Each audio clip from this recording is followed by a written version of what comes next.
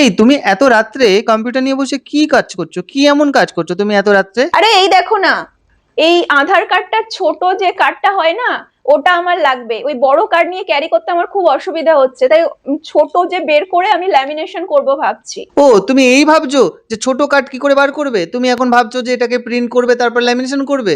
তুমি জানো না এটা গভর্নমেন্ট পোর্টাল থেকেই তুমি চাইলে বাড়িতে বসে পিভিসি কার্ড অর্ডার করতে পারো, এবং সেটা তোমার বাড়িতে বসেই বাই পোস্টে তোমার বাড়িতে চলে আসবে। এবং তুমি যে কোনো জায়গায় এটা as a ID proof use করতে পারবে।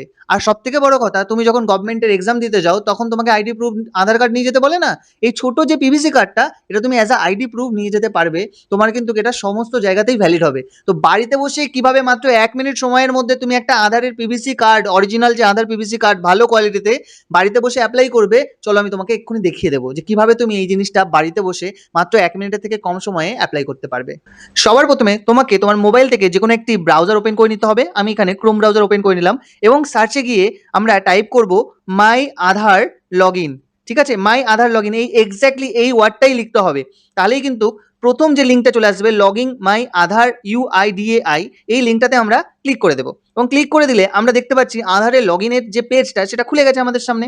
তো এখানে যে লগ ইন অপশনটা আছে এটাতে আমরা ক্লিক করে দেবো, এবং ক্লিক করে দিলে উপরে আমাকে আধার নাম্বার দিতে হবে, এবং যে ডান দিকে ক্যাপচারটা আছে বাঁ দিকের এই ফাঁকা জায়গাটাতে এই ক্যাপচারটা দেখে দেখে টাইপ করতে হবে। তো চলো আধার নাম্বার এবং ক্যাপচার টাইপ করে নেওয়া যাক। তো এখানে আমি আধার নাম্বার ক্যাপচার টাইপ করে নিয়েছি। এরপর লগ ইন উইথ ওটিপি এই অপশনটাতে ক্লিক করলে মোবাইলে একটা ওটিপি চলে আসবে। তো আমাদের মোবাইলে যে ওটিপিটা আসছে, আমরা ওটিপির যে ঘরটা সেখানে আমরা এই ওটিপিটা বসিয়ে দেবো। তো 877019 আমরা ওটিপিটা লিখে নিলাম, এবং লগ ইন যে অপশনটা আছে এর উপরে একটা প্রেস করে দিলাম।